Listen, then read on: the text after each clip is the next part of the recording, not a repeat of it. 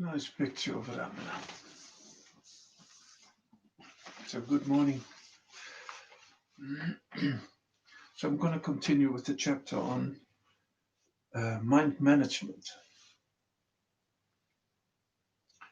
The next heading is the value of values. The value of values. If the idea of the gunas as states of mind or abstract energies is difficult to get your mind around, you can approach them from the values level. The gunas appear as our value structures. If we examine the values that motivate us, we can develop values that are conducive to happy relationships and remove ones that are not. Gunas are global values. Thoughts and feelings are local values. All three gunas give rise to very predictable thoughts and feelings. You needn't, however, waste a lot of time analyzing the meaning of specific thoughts and feelings if you can identify the guna with which a thought or feeling is associated. The law of karma dictates the results of your actions. If acting out of a rajoguna produces predictably unwanted results in a particular situation, switch to sattva guna the next time. For instance, you are the breadwinner and your significant other is an artist who doesn't bring in much money. You love him or her, but he or she has a tamasic sense of insecurity with reference to money, which causes you to assert your dominance, rajas, and play the money card when a conflict arises, the idea being that you are right because you pay the bills.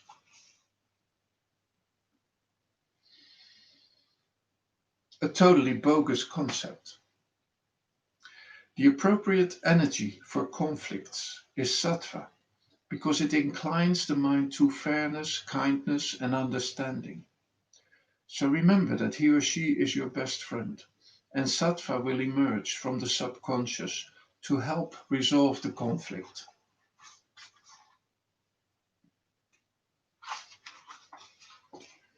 If you are predominantly tamasic in a relationship with a predominantly rajasic partner, you will have problems because your negative state makes you procrastinating and lazy when your significant other needs you to get off your butt and do your fair share of the household chores.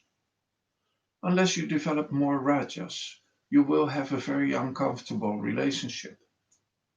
If your partner is highly rajasic and endowed with enough sattva to feel sorry for you, you had a difficult childhood after all, you hit the jackpot. You can swill your beer and watch your sports while your long suffering wife or husband works overtime to keep the relationship afloat. If you are a mostly sattvic introvert, you may end up so lost in your great ideas and high states that you can't properly tie your shoes or hold down a job, in which case you would make an ideal partner for a slothful, ignorant, tamasic person who is simply happy with the idea of a relationship. The guna permutations and combinations are legion. Relationships are transactional, no doubt, but no transaction takes place apart from personal and universal values. What values are associated with each guna? Desire, competition, comparison, aggression, excitement, agitation, stress, variety, novelty, intense activity, power, control, ownership, selfishness, and restlessness are negative qualities associated with rajas. The positive qualities of rajas are self-discipline, focused attention, initiative, and efficiency. Fear, sloth, gluttony, depression, dullness, and ignorance are the negative qualities associated with tamas. Sleep, loyalty, and endurance are its positive qualities: clarity, knowledge, truth, kindness, justice, integrity, equality, love, compassion, dispassion, non-injury, accommodation, forbearance, renunciation, austerity, discipline, restraint, self-control, resolution, etc. are the positive qualities associated with sattva. It generates negative traits as well: arrogance, conceit, attachment to beauty and pleasure. Even a cursory examination of this list will identify the values associated with unsatisfactory relationships and those conducive to healthy relationships. Tamasic and Rajasic impediments to successful relationships are gratuitous desires, unnecessary fears, anger, lust, greed, stinginess, a skewed moral compass, cruelty, conceit, vanity, pretentiousness, the tendency to attribute bad qualities to good people, or vice versa, self pity, desire for sense enjoyment, envy, hatred, violence, obsessiveness, attempting to prosper at the expense of others, gossip, regret after giving, suffering humiliation out of a desire for a petty gain, failure to exercise discrimination when you know what it is, inflating or refusing to acknowledge your good or bad qualities, and treating dependents as inferiors.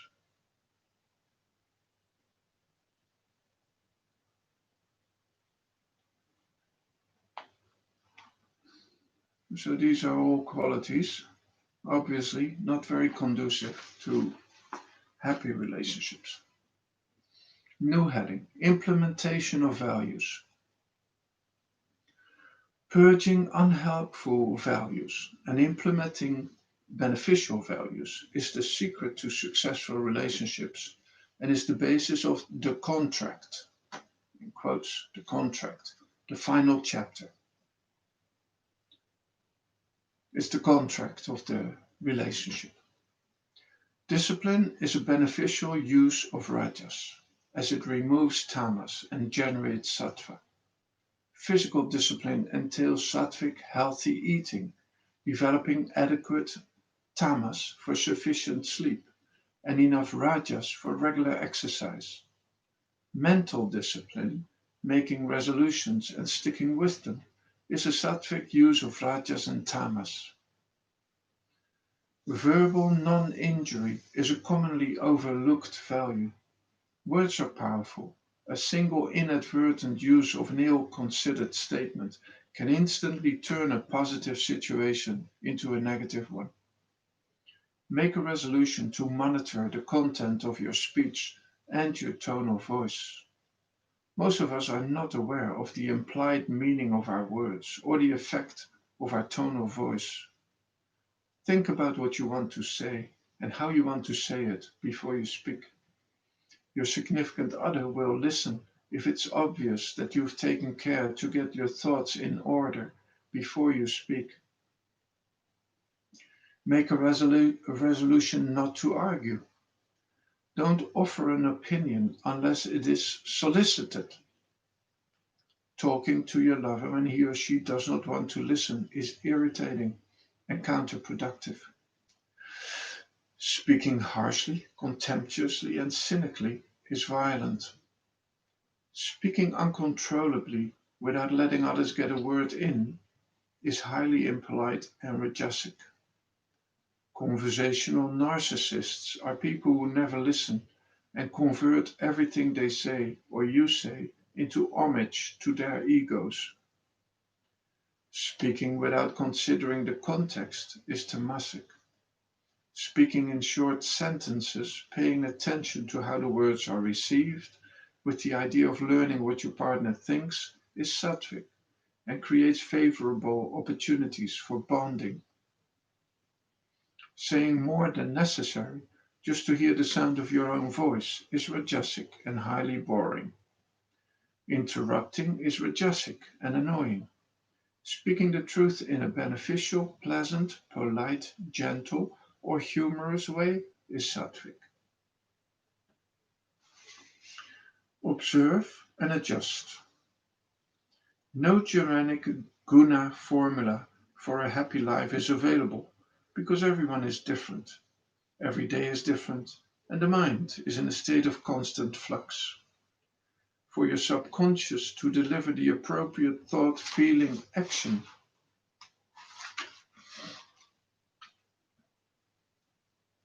you need to recognize the feeling, thought, and value of each guna and discover their effects in various situations.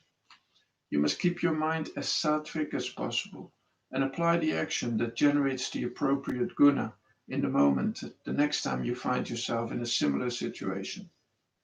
And you need to take whatever results you get as a gift because you don't always get it right.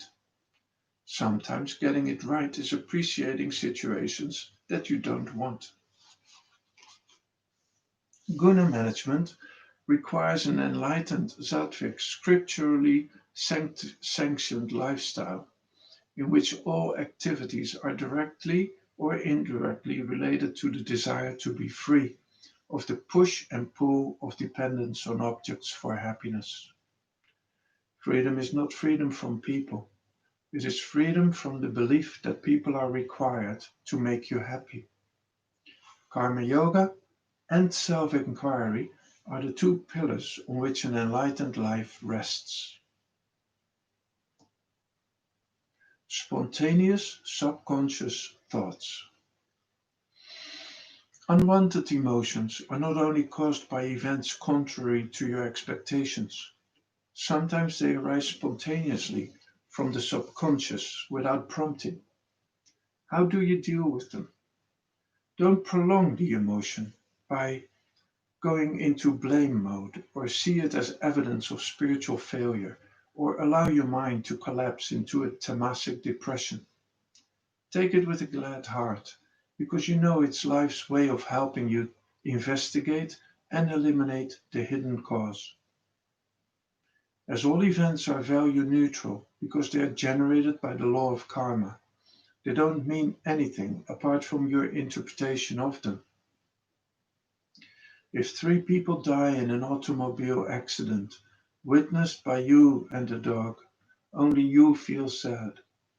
It means nothing to the dog because it doesn't interpret its experience according to a predefined program like humans do, even though it witnessed the same event.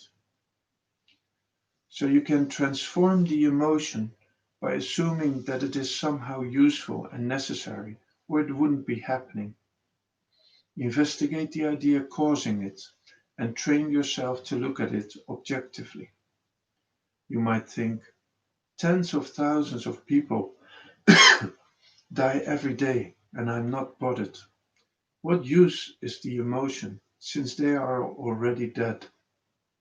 Death is a natural part of life and is ordained according to the karma of each individual. I had no control over the situation, so why should I worry about it? Only bodies die. I don't die. Maybe they had miserable lives and Ishvara is mercifully giving them the opportunity to start again in better circumstances. Connect actions and the results. Say I'm having a very nasty fight over alimony with my cheapskate husband, who is hiding the loot, and I scream, I'll kill you, you son of a bitch. This thought is a valuable escape valve for me, but if I keep thinking it, I may find myself sitting in a jail cell for 20 years because the hitman botched his murder. Coffee is a great short term. Ah, Coffee is a great short term to get rid of morning sloth, but once the addiction sets in, the mind becomes a disturbed, unsettled mess. Bad habits and the ego, sorry, bad habits are the ego's bread and butter. Take one away and you are asking for trouble. At the same time, if you don't get rid of them, you get to keep suffering. Doing an expedient, feel good action is not always wise because the resulting karma is often not that pleasant after all. The solution? Carefully think through every action intended to relieve boredom or stress. If common sense or scripture says that an action or thought that you favor does not conform to your highest value, do inquiry until you see the logic. And don't put on your lawyer's hat and try to find the loophole. For instance, scripture recommends celibacy for committed inquirers not in a relationship, at least until self-knowledge is firm. Why? Because sex creates a binding vasana, habit, overnight, and disturbs the mind so much, to such an extent, that it cannot focus on self-inquiry. If your mind is predominantly tamasic, rajasic, with little sattva, and you're inclined to fundamentalist religion, you will probably take the advice literally. If so, you will repress your sexual needs until your mind becomes hopelessly distorted. But if you are tamasic, rajasic with virtually no sattva and few spiritual inclinations, you may let the sex vasana do the thinking and reject the idea outright, in which case you will most likely end up lustfully wallowing in the narcotic realm of the senses, which ruins discrimination and your relationships.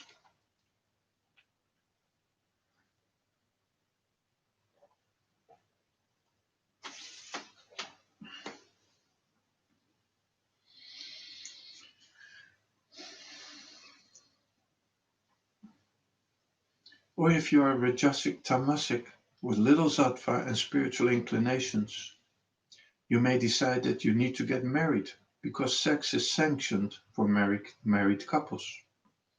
You get married and end up copulating like a rabbit.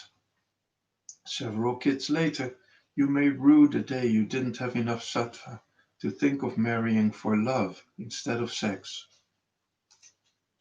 If sattva is playing handmaiden to rajas, and you have enough sattva to reason, you may not take the prohibition literally. You may grab your lawyer's hat and start arguing. Does that really mean no sex? Maybe, but maybe not. Hijacked by desire, your sattva might think like this. Sex is a God-given state of mind. I don't think I'll be sexy and then the feeling comes. The feeling comes automatically in certain circumstances. So God is telling me to have sex. Since I'm a good devotee, I will do God's will. It's the fast track to non-dual devotion. If you're predominantly sattvic, you will not be quite so interested in satisfying your desires. You will be, obviously, but you won't immediately fall afoul of tamasic or rajasic reasoning. You will try to figure out the intent behind the rule, consider your circumstances, and come up with a workable solution. Be mindful of the upside and downside of any action with reference to your ultimate goal. Sex per se is not a self-insulting action, although it may be. Don't repress, don't indulge. Maintain your dignity and occasionally throw the dog a bone. Or you might redefine chastity as a respectful attitude towards the opposite sex, which removes relationship conflict altogether. To transform your life, you need to be willing to suffer short-term pain for long-term benefits. If the long-term result of an action is sattvic, it is right for you. If it is rajasic, determine its practicality. And if it isn't practical, don't do it. Rajasic actions do not necessarily produce good or bad karma, but they can be a great waste of energy. If it's tamasic, forget it, unless you have insomnia.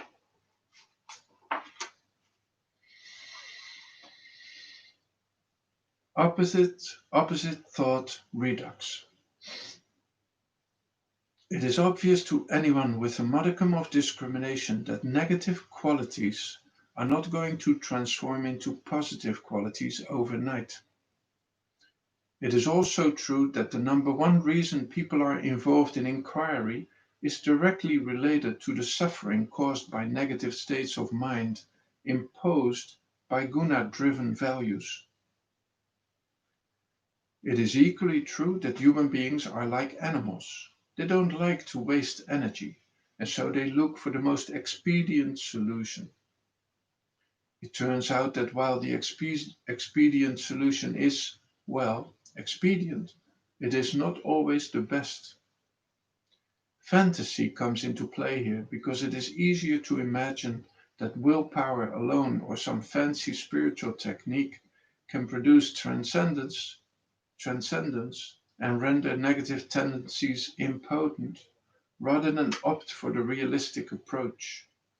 Roll up your sleeves and get to work until you have a sparkling, sattvic personality that does you and your significant other proud. If you must be attached, attach yourself to the teachings. Don't let go of the truth. If you tend to be distrustful, distrust your thoughts and feelings until they have been subjected to rigorous inquiry. If you're stiff, see that all your actions rigidly conform to your nature and universal values. If you are inflexible and resistant, inflexibly practice karma yoga and resist expedient solutions. If you are prone to neglect, neglect gratuitous desires. If you are perverse, take pleasure in your ego's suffering. If you enjoy blaming your partner for not conforming to your likes and dislikes, blame God for making his or her nature what it is and off limits for you.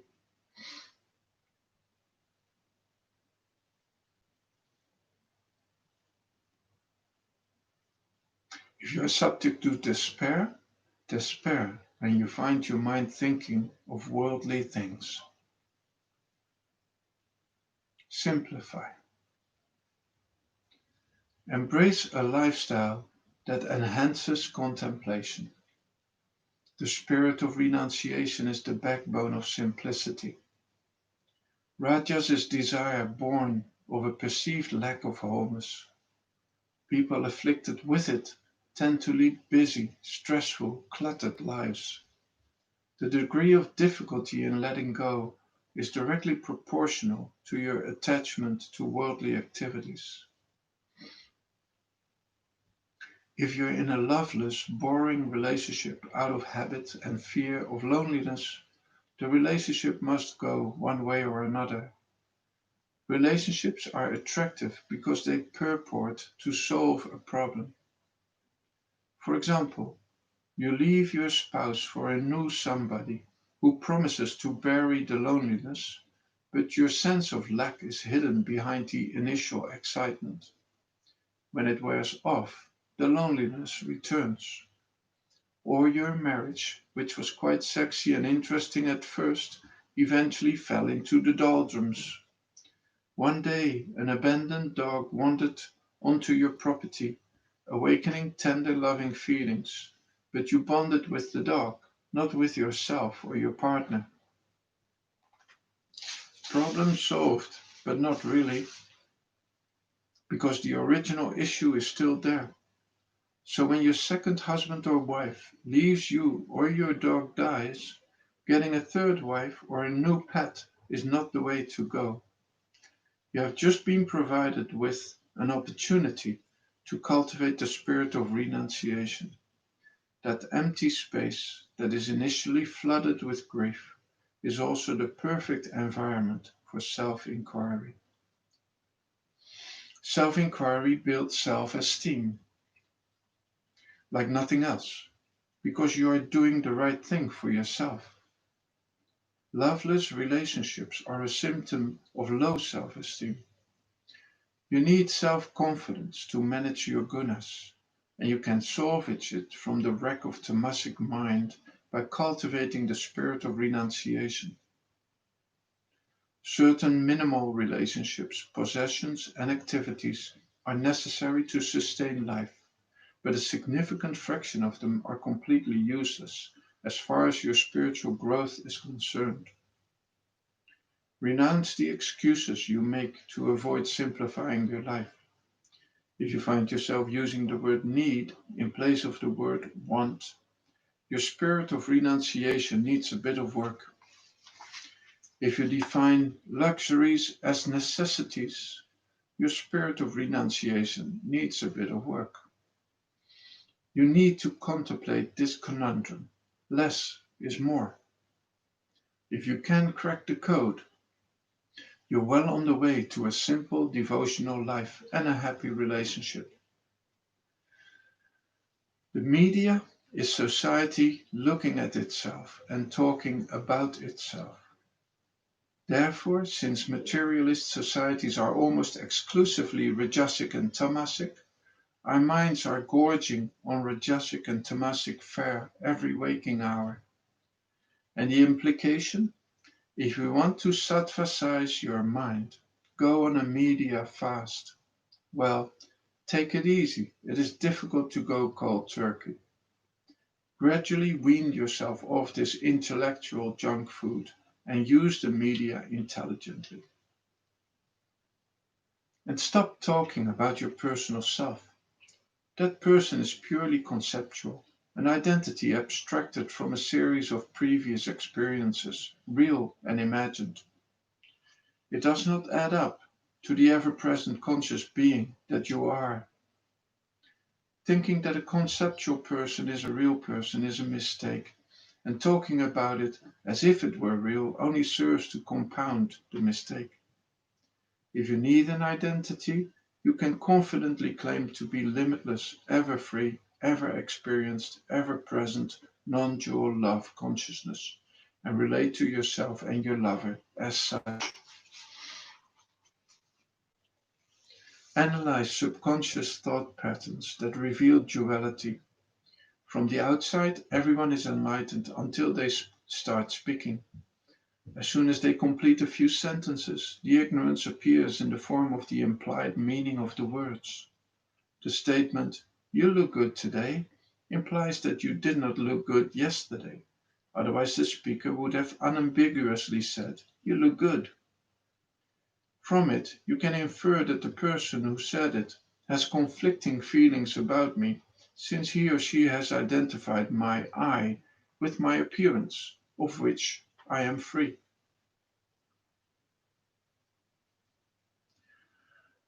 Spontaneous conscious thinking. Spontaneous conscious thinking happens when my mind is totally absorbed in the self, in which case my thinking automatically conforms to universal values, and my actions are always appropriate and timely. It applies exclusively to those for whom self-knowledge has destroyed binding likes and dislikes, negated the belief in doership, and is characteristic of non-dual relationships.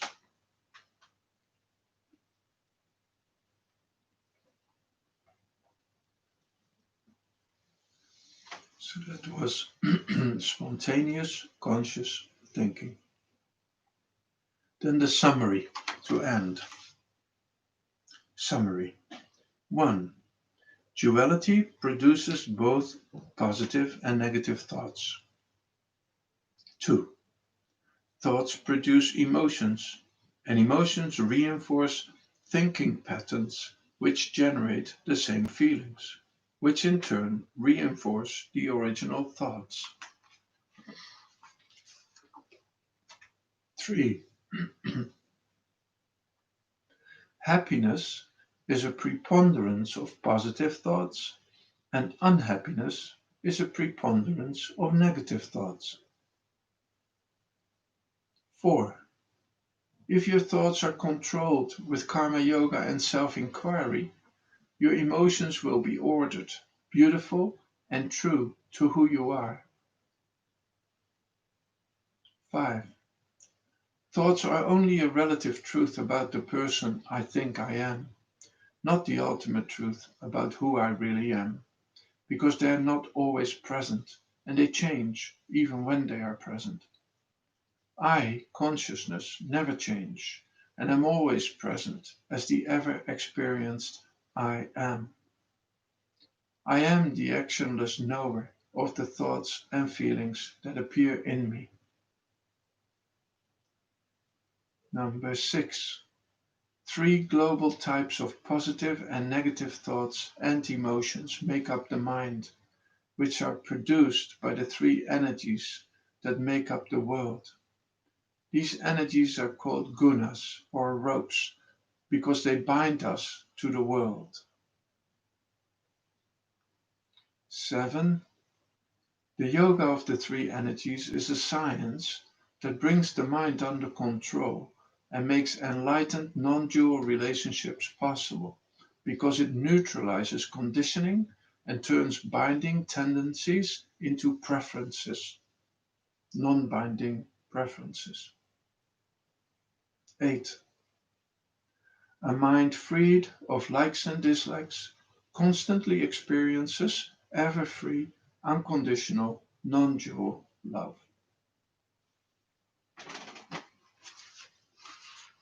So that's the end of the chapter Mind Management. And tomorrow I'll continue with chapter 12, which is on self-inquiry. Have a good day. Bye.